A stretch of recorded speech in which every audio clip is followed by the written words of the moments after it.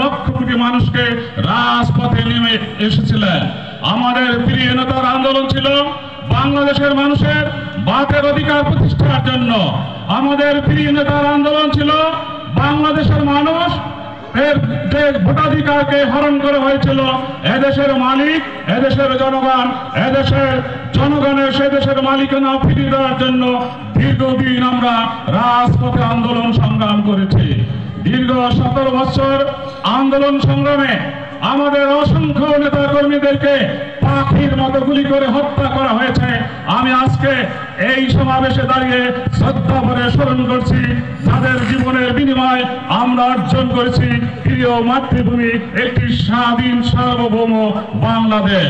এই দীর্ঘ 17টি বছর পরে আমরা যখন রাজপথে আন্দোলন সংগ্রাম করেছি, আমাদের সাথে জলকাঠিতে সেদিন ওই রাজপথে আন্দোলন সংগ্রাম করেছিলেন আমার সম্মুখে এই বসা আছে প্রিয় মুখগুলো।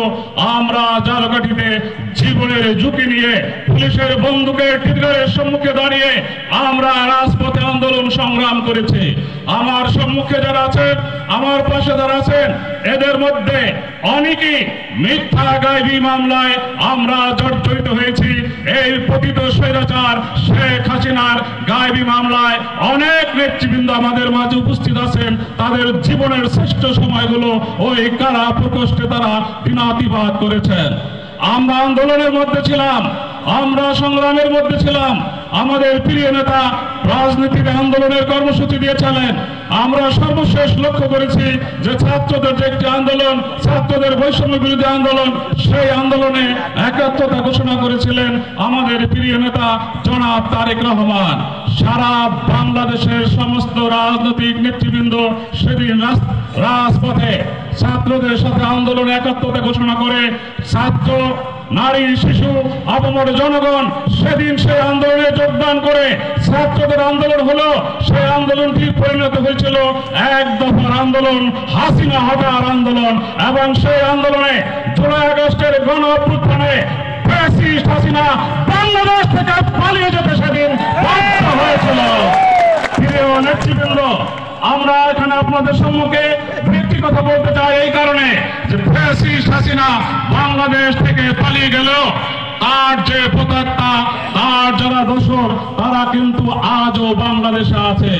প্রতিনিয়ত তারা আমাদের এই রাষ্ট্রের বিরুদ্ধে, গণতন্ত্রের বিরুদ্ধে প্রতিনিয়ত তারা ষড়যন্ত্র করে যাচ্ছে।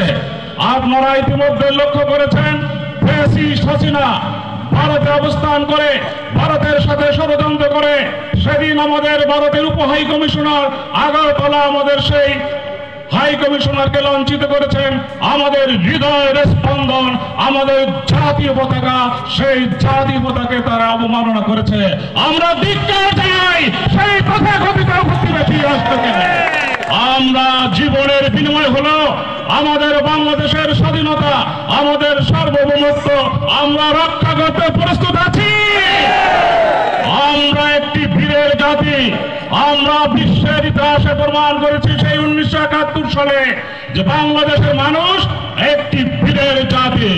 আমরা সাম্প্রতিককালে বাংলাদেশ প্রমাণ করেছে পুনরায় যে বাংলাদেশ একটি বীরের জাতি।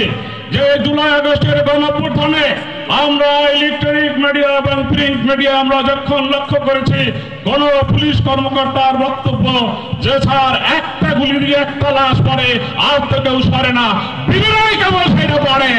আমরা সেই বীরের জাতি। প্রিয় নেতৃবৃন্দ, আপনাদের সম্মুখে আমি দুই একটা কথা বলতে চাই। ভঙ্গুর রাষ্ট্রকে পুনরায় বিনির্মাণ করার জন্য আমাদের প্রিয় নেতা নিরলসভাবে কাজ করে যাচ্ছেন। কিভাবে বাংলাদেশকে বিনির্মাণ করা যায়, কিভাবে বাংলাদেশকে পুনরায় গণতন্ত্র প্রতিষ্ঠিত করা যায়, সেই লক্ষ্যেই উনি 31টি রূপরেখা দিয়েছেন। আজকে আমাদের মধ্যে যে আমাদের প্রিয় ছাত্ররা উপস্থিত আছেন, তাদের উদ্দেশ্যে আমি বলতে চাই, আপনারা হয়তো অনেক কিছুই জানেন না যে পূর্বেকার যে শাসন সরকারগুলো ছিল ছাত্রদের শিক্ষা ব্যবস্থার জন্য শুধুমাত্র আমাদের যে জাতীয় প্রবৃদ্ধি তার 1.5 আমাদের জন্য বরাদ্দ রেখেছিল। কিন্তু আমাদের প্রিয় নেতা ওনার যে 31 দফা রূপরেখা দিয়েছেন, সেখানে উনি নির্দেশনা দিয়েছেন আমাদের দল বিএনপি যদি ক্ষমতা আসে সেক্ষেত্রে 5% প্রবৃদ্ধি ছাত্রদের শিক্ষা ব্যবস্থার জন্য দেওয়া হবে। আমাদের যারা আজকে যুবক ভাইরা আছেন তাদের জন্য বলছি, আমাদের প্রিয় নেতা গুলি ঘোষণা দিয়েছেন, রূপরেখা দিয়েছেন। যারা শিক্ষিত বেকার, যাদের যতক্ষণ না পর্যন্ত চাকরি হবে তাদেরকে শিক্ষিত বেকারদেরকে 1 বছরের জন্য বেকার ভাতা দেওয়া হবে। আমি লক্ষ্য করছি এই মুহূর্তে শত শত মহিলা দলের নেতা কর্মীরা আছেন।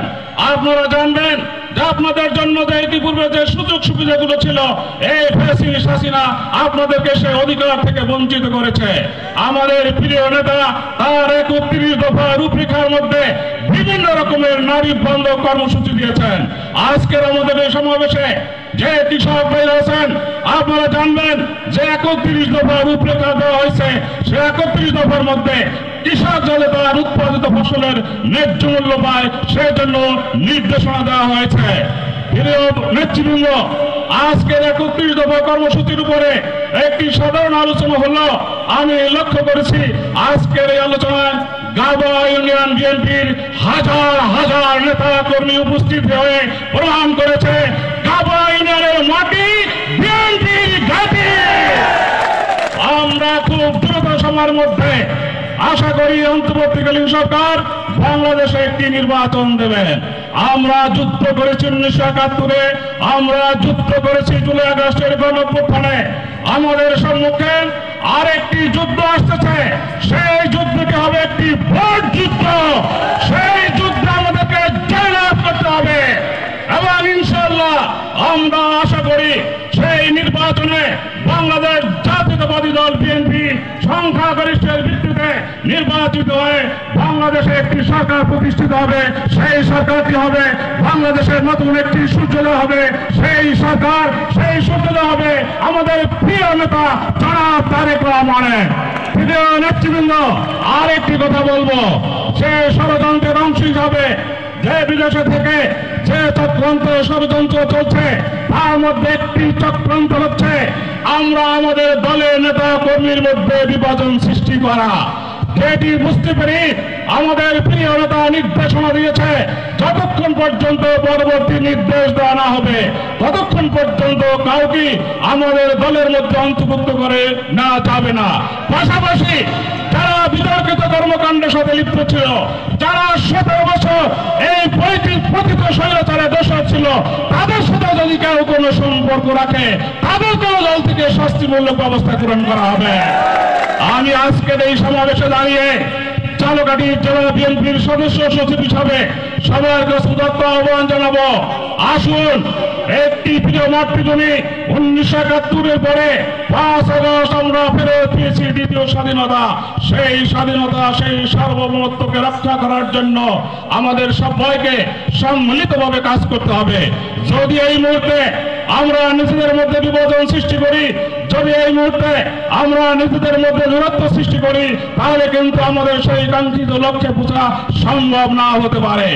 আমরা ইতিমধ্যে লক্ষ্য করেছি এই ইউনিয়ন বিএনপি যিনি সাধারণ সম্পাদক আমাদের সভাস্থলে উপস্থিত হয়ে একটি দাবি জানিয়েছেন, উনি সভা সম্পর্কে জানেন না। এই বিষয়ে কোনো ভুল তথ্য থাকার সুযোগ নাই। আমি নিজে তার সাথে কথা বলেছি, আমার সদর উপজেলা বিএনপি সভাপতি সাধারণ সম্পাদক তার সাথে কথা বলেছে। হয়তোবা সে কোনো পতিত স্বৈরাচারের সাথে একাত্মতা ঘোষণা করে একটি বিশৃঙ্খলা সৃষ্টি করা হয়েছিল। বাংলাদেশ জাতীয়তাবাদী দল সর্ববৃহৎ একটি জনপ্রিয় দল। এ দলে কোন রকমের বিশৃঙ্খলা, এ দলে কোন রকমের উস্কানি, কোন রকমের কোন বিশৃঙ্খলাকে সহ্য করা হবে না। যদি দলের মধ্য থেকে সে দলের কেউ কোনো ক্ষতি করার চেষ্টা করেন, দলের মধ্যে যদি কোন রকমের কোন বিশৃঙ্খলা সৃষ্টি করেন, তাহলে এই দল তার বিরুদ্ধে অবশ্যই সাংগঠনিক ব্যবস্থা নেবে।